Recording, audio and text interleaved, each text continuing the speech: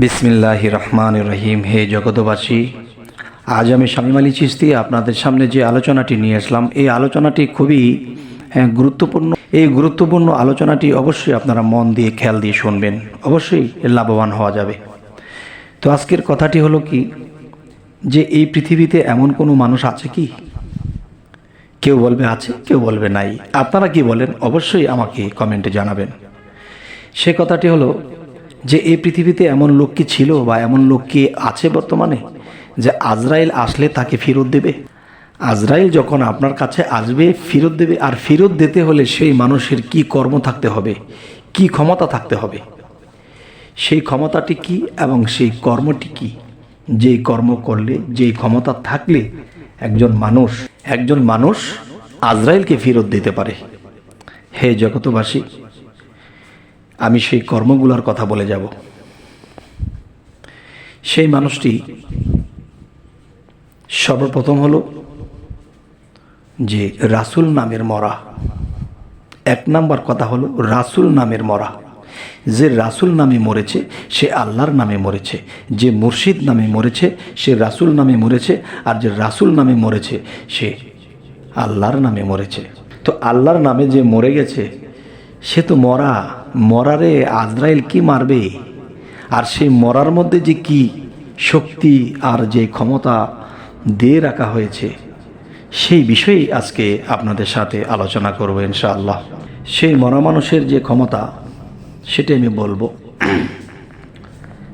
যে দেখেন, এই পৃথিবীতে মানুষ দেখা যায় খাওয়া কম, ঘুম কম এবং কথা কম এবং স্ত্রীর কাছে যাওয়া কম এবং আল্লাহর ইবাদত আর জিকিরে সবসময় থাকে মশগুল।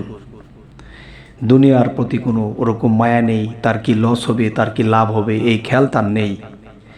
এবং দেখা গেছে যে সে যে পরিমাণে খাদ্য খাইতো সে পরিমাণে সে খায় না, আল্লাহর নামের প্রেমের দেশে পড়ে থাকে। আর কি বলে, দেখা গেছে এই পৃথিবীতে অনেক মানুষ আছে স্ত্রী বা নারীর কাছে খুব বেশি বেশি যাওয়া আসা করে। তখন কি হয়, তখন তার ওই জিনিসটাও দিন দিন ক্ষরণ হইতে থাকে, হায়াত কমতে থাকে।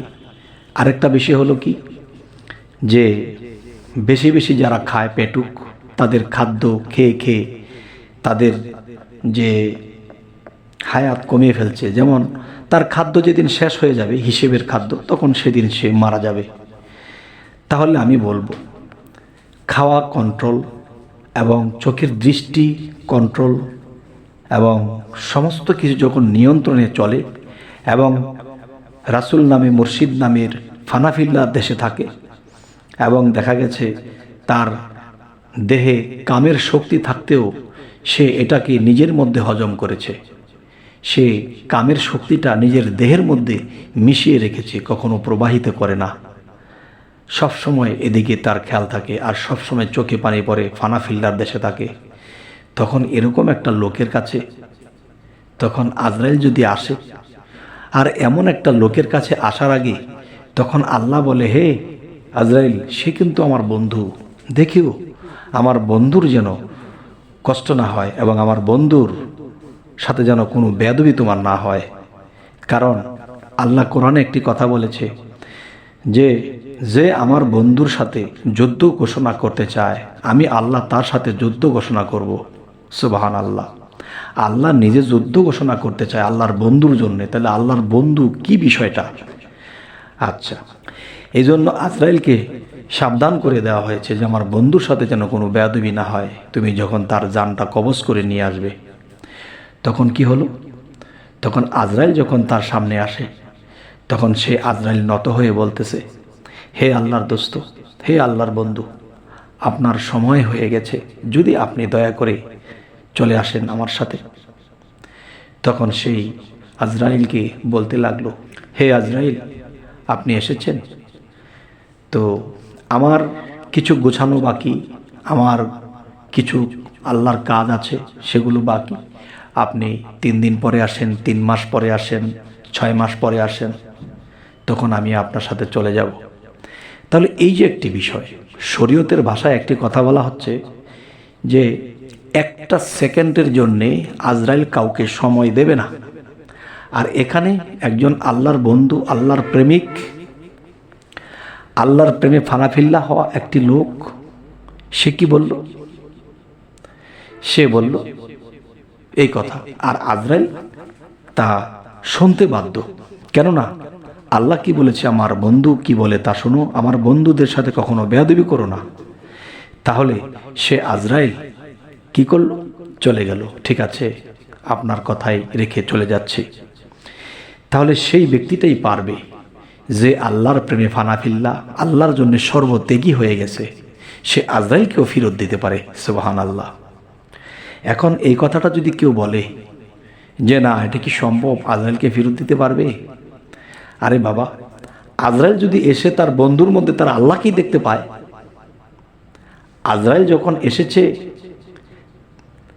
তখন এসে দেখে তার মধ্যে, বন্ধুর মধ্যে আরেক বন্ধু, যে মহাশক্তিশালী, যে সর্ববিষয়ে সর্বশক্তিমান আল্লাহু আকবার, তিনি নিজেই তার বন্ধুর মধ্যে বসত করতেছে, তখন তার সাথে বেয়াদবি করলে কি আজরাইলের চাকরি থাকবে? যাই হোক, অল্পতে যারা বুঝে নিতে পারে তো আলহামদুলিল্লাহ।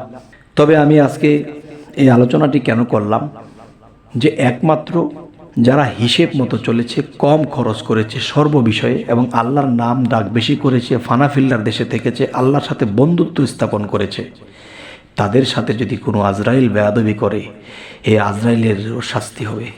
আজরাইলকে শাস্তি কে দেবে? আল্লাহই দেবে।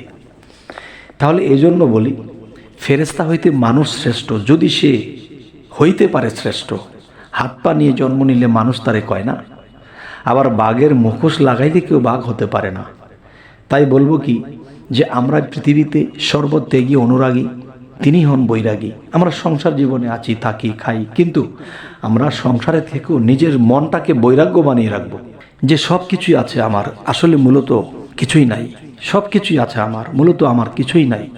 এমন একটা ভাব রেখে যদি আমরা চলতে পারি যে এক আল্লাহ ব্যতীত আমার কেউ নাই, কিচ্ছু নাই, তখনই কিন্তু আমাদের জয় লাভ হয়ে যাবে। তবে হে জগতবাসী, জানি না আজকের আলোচনা আপনাদের সামনে কেমন করে করলাম, ভালো লাগলো কি মন্দ লাগলো অবশ্যই আমাকে জানাবেন, এবং কি ধরনের আলোচনা আপনাদের ভালো লাগে অবশ্যই জানাবেন। তো আজ এ বলি রাখবো, সকলে ভালো থাকবেন। আল্লাহ হাফিজ।